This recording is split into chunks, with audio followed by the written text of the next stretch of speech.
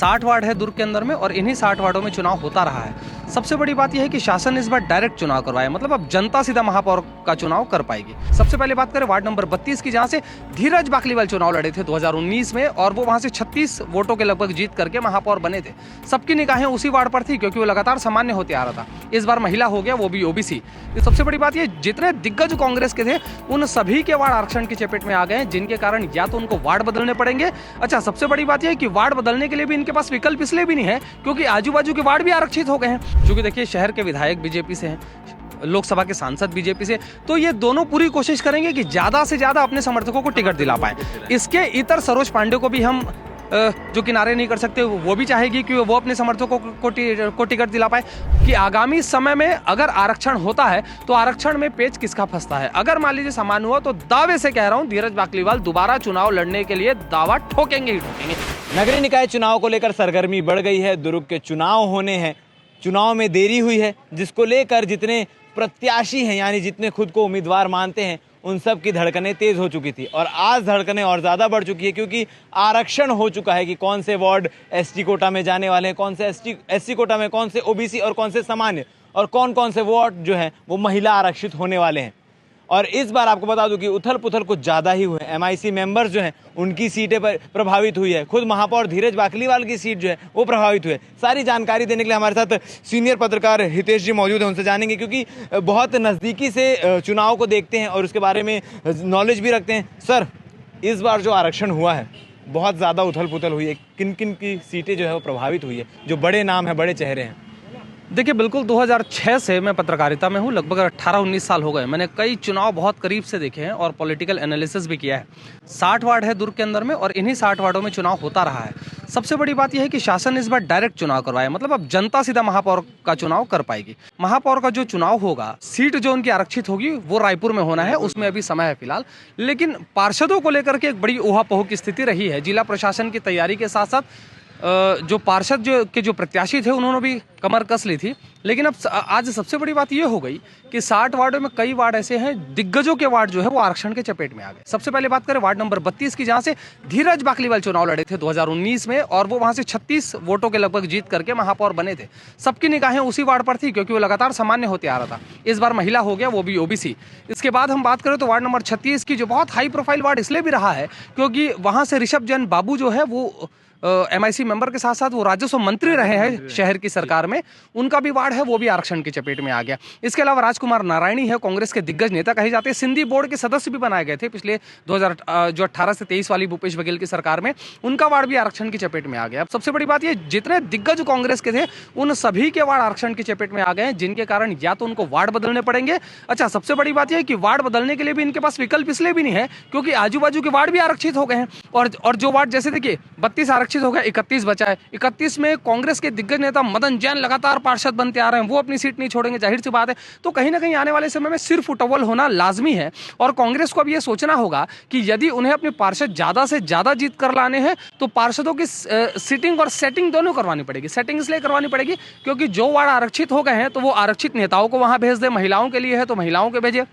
पुरुषों के लिए है तो पुरुषों को भेजे, और जो सामान्य हो गए हैं, सामान्य वार्डों में तो खैर दावेदारों की फौज वैसे भी लंबी होती है, लेकिन कहीं ना कहीं कमोबेश इस बार कांग्रेस के लिए मुश्किल इसलिए भी है क्योंकि बीजेपी के लिए रास्ता आसान होने वाला है, ऐसा देखने को मिल रहा है। हाँ बिल्कुल, देखिए बीजेपी के लिए इसलिए भी रास्ता आसान है क्योंकि 2019 का जो चुनाव था उसमें बीजेपी को बहुत कम सीटें चुनकर आई थी। क्योंकि देखिए ये जो नगरीय निकाय चुनाव होते हैं ये वो चुनाव माने जाते हैं कि जिसकी सत्ता है उसका चुनाव है।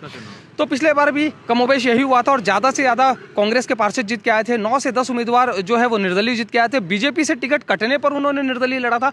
तो ऐसे कुछ बड़े नेता भी है जो निर्दलीय चुनाव जीतने का मादा रखते हैं, जैसे शिवेंद्र परिहार है, वो निर्दलीय जीत के आए थे। कविता तांडी निर्दलीय जीत के आई थी बीजेपी की ओर से टिकट कटने पर। इसके अलावा एक नेता और थे, वो भी निर्दलीय जीत कर आए थे, जैसे अरुण सिंह, उनको टिकट नहीं मिल पाया था तो वो भी निर्दलीय थे। तो ऐसे बीजेपी के पास अच्छे नेताओं की और चुनाव जिताऊ चेहरे की कमी नहीं है। वो अगर निर्दलीय भी लड़ेंगे तो वो जीत के आएंगे। तो जो बड़े बड़े सीट जो है ज़्यादातर देखा जा रहा है कि कांग्रेस के ही प्रभावित हुए हैं, जितनी सीट है उन सीट में अब बीजेपी को अपने कैंडिडेट, ऐसे कैंडिडेट भेजने पड़ेंगे क्योंकि वो आपस में भी सरफुटअव्वल होगा, आपस में भी एक दूसरे को हराने के और गिराने के चपेट में लगे रहेंगे। तो बीजेपी के लिए वो सीट भी अब आसान होती दिखाई दे रही है कि अभी भी लड़ाई कांटे की हो सकती है? नहीं, देखिए सरफुटअव्वल तो बीजेपी में अभी भी होना है, क्योंकि देखिए शहर के विधायक बीजेपी से हैं, लोकसभा के सांसद बीजेपी से, तो ये दोनों पूरी कोशिश करेंगे कि ज़्यादा से ज़्यादा अपने समर्थकों को टिकट दिला पाए।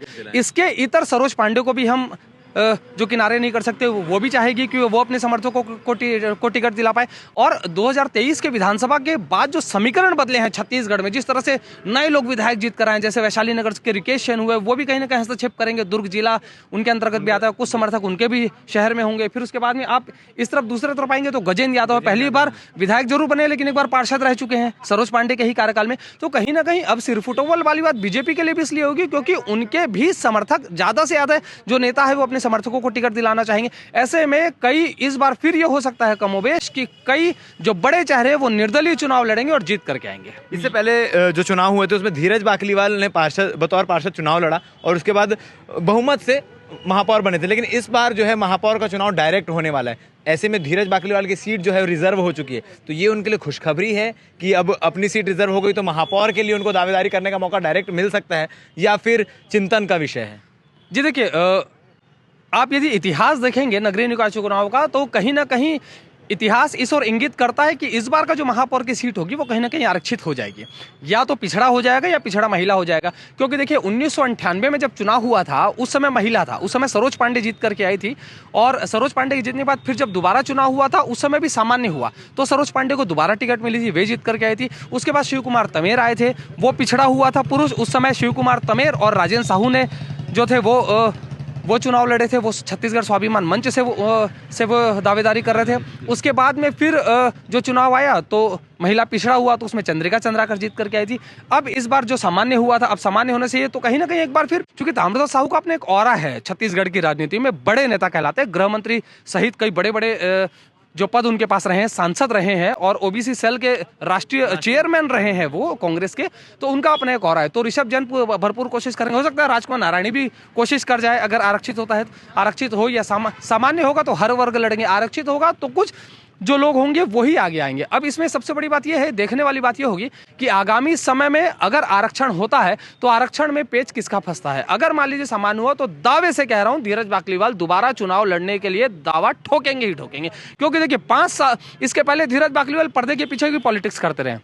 धीरज बाकलीवाल बड़ा नाम नहीं था, वो अरुण वोरा के रणनीतिकार हुआ करते थे, वो पन्ना प्रभारी बूथ प्रभारियों की बैठक लेकर के उनको चुनाव जिताने का काम किया करते थे, ऐसा हमने सुना है और हमने देखा भी है। लेकिन जब 2019 का चुनाव हुआ तो धीरज बाकलीवाल रहने वाले पद्मनाभपुर के हैं, उनको चुनाव लड़वाया गया सदर बाजार से, सोहन लाल जैन के अगेंस्ट लड़ाया गया। सोहन जैन का कहा जाए तो एक मजबूत स्तंभ रहे हैं वो वार्ड नंबर 32 के, लेकिन फिर भी धीरज बाकलीवाल ने पूरे दमखम के साथ वहां चुनाव लड़ा और 32 या 36 वोट से कुछ जीत करके आए थे। मैं थोड़ा विस्मृत हो रहा हूं, जो उनके जीत का आंकड़ा या तो 32 होगा या 36 होगा, वो जीत करके आए थे। उनके जीत के आने के बाद में धीरज बाकलीवाल की अपनी एक फौज तैयार हो गई, अपनी एक टीम तैयार हो गई। चूंकि महापौर रहे हैं, शहर के प्रथम नागरिक है, तो बहुत सारे युवा उनसे जुड़ते चले गए, बहुत सारे लोग जुड़ते चले गए।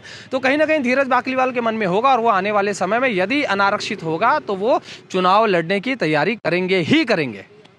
ये थी पूरी जानकारी चुनाव को लेकर, क्योंकि इस बार जो आरक्षण हुआ है, आरक्षण के बाद काफ़ी अफरा तफरी बड़े नेताओं के बीच में हो गई है। क्योंकि जितने भी बड़े नेता थे, जैसे कि हमने जिक्र किया धीरज बाकलीवाल, ऋषभ जैन, बाबू, तमाम बड़े नेताओं की जो सीट है वो आरक्षण में जा चुकी है। अब इसमें क्या कुछ चीज़ें होती है, किसको टिकट मिलती है, किसको नहीं मिलती, कौन किस वार्ड से चुनाव लड़ता है, ये देखने वाली बात रहेगी। बन रही है हमारे साथ, हम आपको पल पल का अपडेट देने का प्रयास करेंगे। आरक्षण आज हो गया, कांग्रेस पार्टी पहले से ही तैयार है। आरक्षण होने से अब किस वार्ड से किस वर्ग का प्रत्याशी रहेगा ये तय हो गया है, तो अब बहुत आसानी से प्रत्याशी का चयन भी होगा और कांग्रेस पार्टी पूरी तरीके से तैयार है और जीत के लिए आश्वस्त है। आपका वार्ड तो आरक्षण में चले गया, तो क्या अब आपको महापौर की दावेदारी पक्की समझे कि आप ही दूसरे मतलब? अभी तो महापौर का आरक्षण नहीं हुआ है। कांग्रेस पार्टी चुनाव लड़ती है, व्यक्ति चुनाव नहीं लड़ता, और कांग्रेस पार्टी के आधार पर टिकट वितरण होगी और जो भी प्रत्याशी जिस भी वार्ड से लड़ेंगे कांग्रेस प्रत्याशी, उनको जिताने के लिए हम लोग पूरा प्रयास करेंगे। आरक्षण के बाद आप कहाँ से चुनाव लड़ेंगे? अभी से कुछ नहीं बोल सकते, महापौर अभी आरक्षण हुआ नहीं है और जैसा भी जो ऊपर वाला चाहेगा वो होगा। भी हमारे और आपके हाथ में क्या है।